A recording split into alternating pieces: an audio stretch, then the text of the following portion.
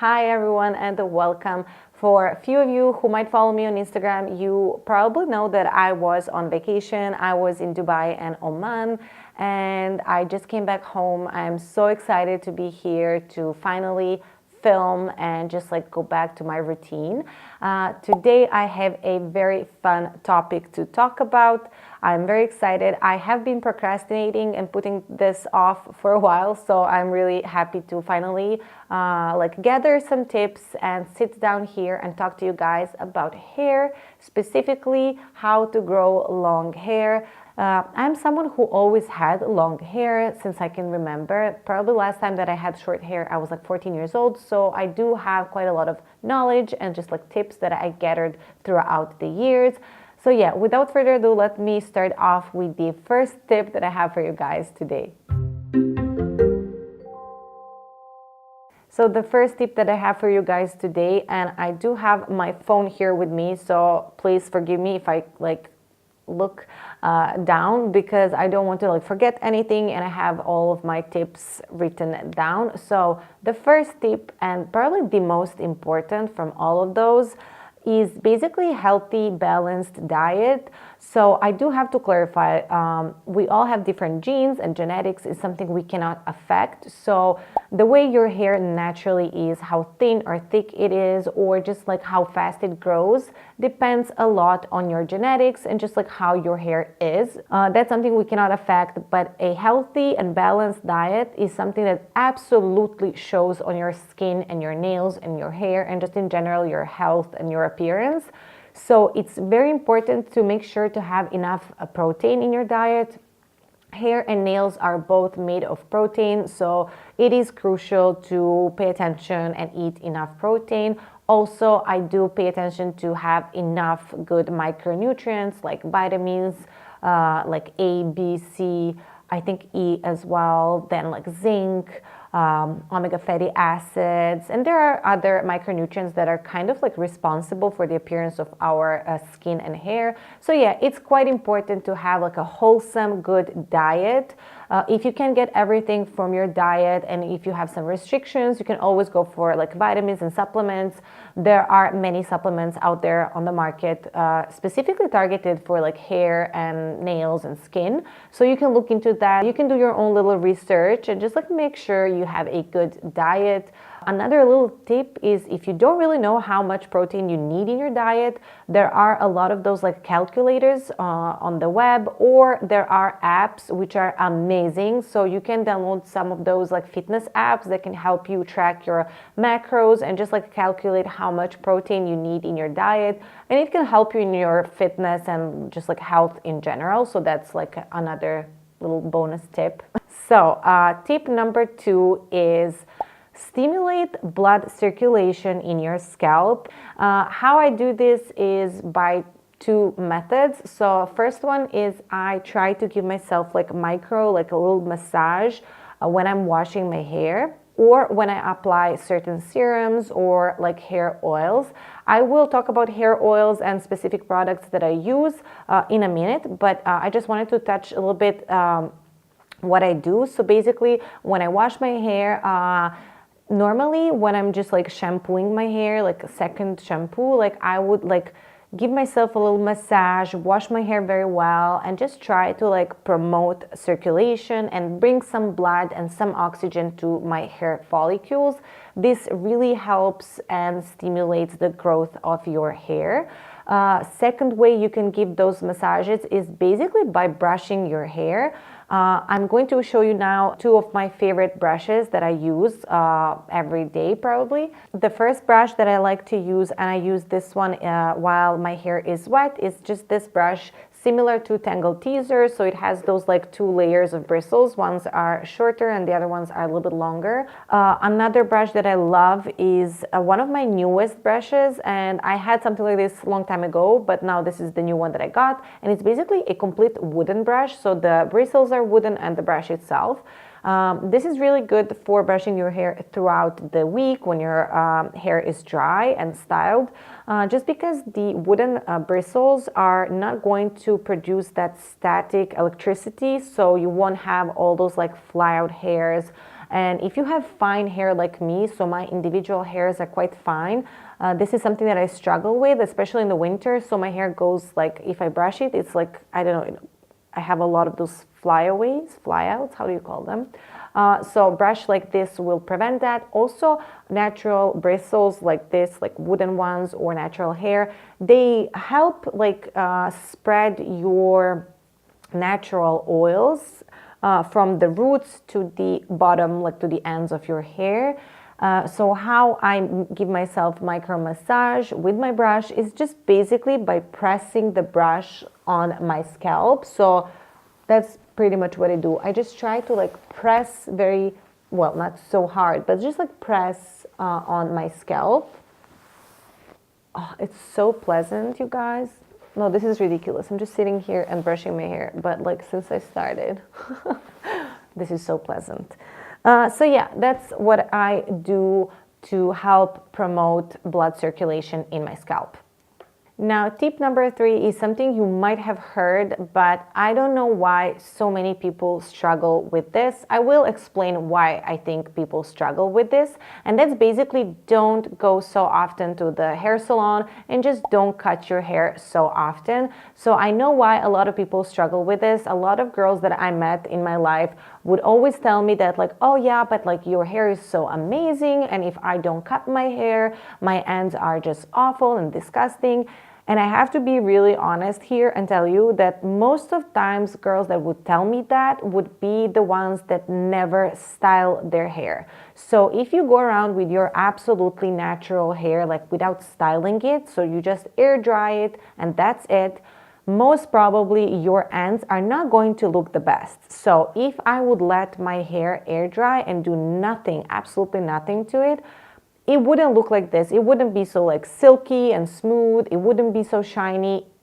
Probably this portion of my hair, the bottom one, would look awful, absolutely awful. But bottom line is like I always have to style my hair in order to make it look nice and shiny and smooth. And that's how I don't have to just go so often to the salon and cut it. So I cut my hair not so much, like probably once or twice a year. And I do like a little trim usually by myself. So I got myself like a professional pair of scissors, and normally I would just like part my hair and I would just like trim it a little bit. I'm not a professional, but it works for me. It's fine. I don't really care. So yeah, my tip would be please just try not to cut your hair so often. Let it be, let it grow. Try and take good care for your ends. You can use like good masks. You can use overnight masks. I use oil treatments. I think now it's a good time to actually show you some of the products that I like to use. But just to finish off, I want to say like try to take care of your ends as much as you can so they look nice and smooth, and you can let them be and you can just let your hair grow. That is basically the golden rule, I think, for growing hair. That is just something that I think everyone who has like quite long hair would tell you, that they actually don't really go so often to the salon and they don't cut their hair. I'm going to try to be very quick and don't spend too much time on products. If that's something that would be interesting for you, let me know in the comments down below so I can make maybe another video where I can give you like a full list of products that I use and just how I use them and all of my favorite techniques and everything. I'm just going to quickly mention current favorite shampoos and conditioners. So this one is the Leonard Grey Paris shampoo. It's basically a shampoo for oily scalp and dry ends. I love this one. It is a little bit pricey for such a small bottle, but it's a very good shampoo for exactly what it says, for dry ends and greasy hair. It's really good in balancing the sebum production on your scalp, so I love this one.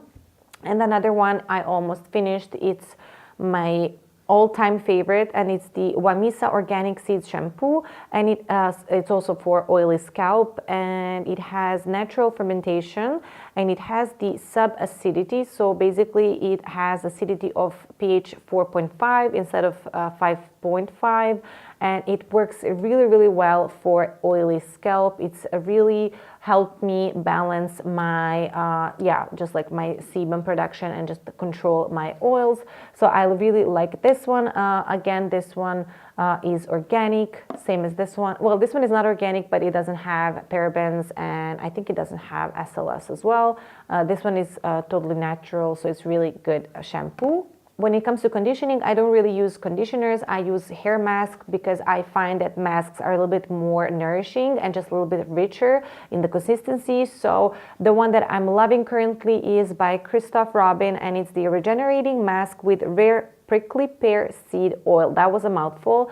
My friend recommended this, and I am loving this mask. It has very good ingredients, and I really see the difference in my hair. So if you can try it, I recommend as well. And my holy grail oils that I always use are just my dry argan oil. I use this all over my ends.